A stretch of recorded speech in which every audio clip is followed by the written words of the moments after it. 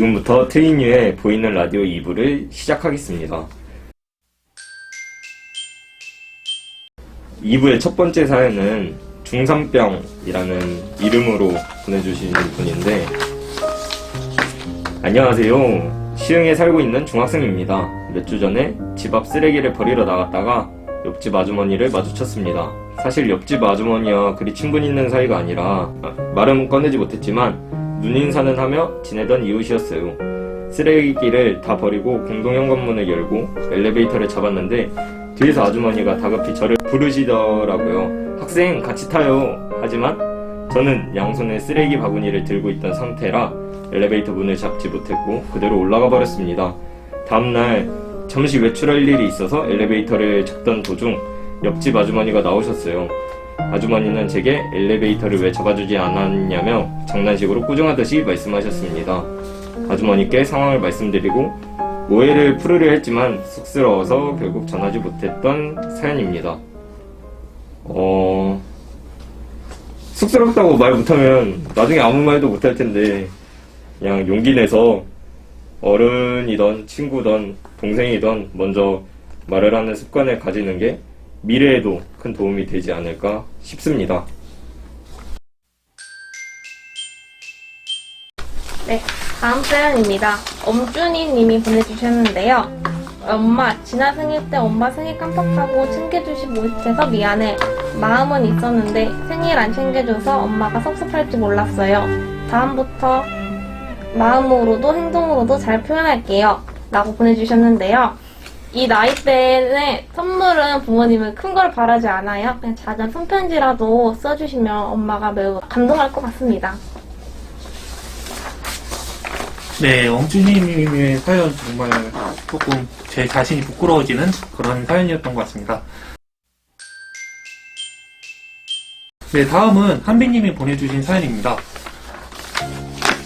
저에게는 항상 고마운 친구가 있어요.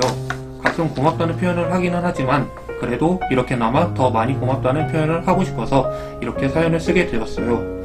저는 하루하루 살아가면서 자신감 그리고 자존감이 떨어지는 경우가 정말 많아요. 제 스스로가 부족하다고 느낄 때 그리고 다른 사람들과 비교했을 때 내가 한참이나마 뒤처진다고 느껴질 때 저는 자신감과 자존감이 많이 떨어지는 편인 것 같아요. 그럴 때마다 항상 저에게 힘을 불어 넣어주고 응원해주는 친구가 있어요. 저의 장점을 항상 말해주고 저의 좋은 부분을 항상 칭찬해주고 위로해주고 토닥여주는 친구가 있어요.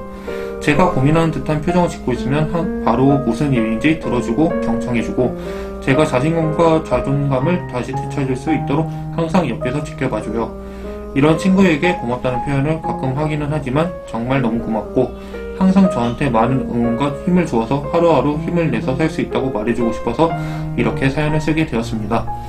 항상 너무너무 고마워, 친구야. 네, 저도 약간 이런 친구가 그렇게 많지는 않지만 몇몇은 있는 편인데요. 그 친구들을 볼 때마다 항상 고마운 마음이 드는 거는 어쩔 수 없는 것 같아요. 저도 그래서 그 친구들한테 더 잘해주려고 노력하고 그렇게 약간 둘의 관계를 계속 이어나가려고 하는데 사연을 적어주신 한비님도 그렇게 친구분과 계속 좋은 우정을 계속 쌓아나가시면 좋지 않을까 싶습니다. 네, 다음 사연입니다. 해바라기님이 보내주셨는데요. 안녕하세요. 인생을 어떻게 살아야 할지 방향을 정하지 못해 당황하고 있는 22살 평범한 여자입니다. 자기계발서를 읽고 인터뷰를 보고 주변 사람들의 조언도 들으며 스스로 무엇을 좋아하고 어떤 인생을 살고 싶은지에 대해 끊임없이 고민했지만 아직 그 어떤 것도 정하지 못한 제 자신이 답답하고 막막하게 느껴집니다. 내성적인 성격으로 가족, 친구에게 털어놓기 어렵지만 이렇게 좋은 기회로 사연을 보내게 됩니다. 라고 하셨는데요. 22살이면 자신의 진로에 대해 걱정이 많은 시기인 것 같아요. 저는 여행을 한번 다니면서 자신에 대해 생각을 해보는 것이 어떨까라고 추천드립니다. 다른 분들은 어떻게 생각하세요? 저는 고민 많이 하셨다고 했는데 고민할 시간에 그냥 세상에 안 좋은 경험 없으니까 뭐든지 해봤으면 좋겠고 큰 목표 잡기보다는 당장 오늘 해야 될 거, 몇 시간 뒤에 할 거부터 내일, 일주일 한 달, 1년 간격으로 잡으면서 조금 하나하나 해결해 가면서 성장하는 게 미래에 좀 큰 도움이 되지 않을까 싶습니다. 저 같은 경우는 이런 고민을 군대에서 정말 많이 했던 것 같아요. 밖에 나가서 무엇을 해야 될지, 내 전공에 대해서도 과연 내가 이 직업을 계속 유지하는 게 맞는가에 대해서도 정말 많은 고민을 했었고, 그래서 해바라기 님이 보여주신 사연에는 정말 큰 공감이 되는 것 같습니다.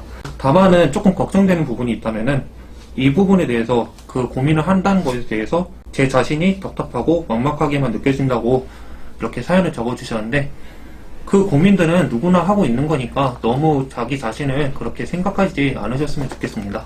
그리고 이 고민 같은 거는 평생 안고 간다고 생각을 해요. 그래서 해바라기 님도 그런 고민을 안고 간다는 것 자체를 긍정적으로 느끼시고, 네, 계속 이렇게 고민하면서 사시면 더 좋지 않을까?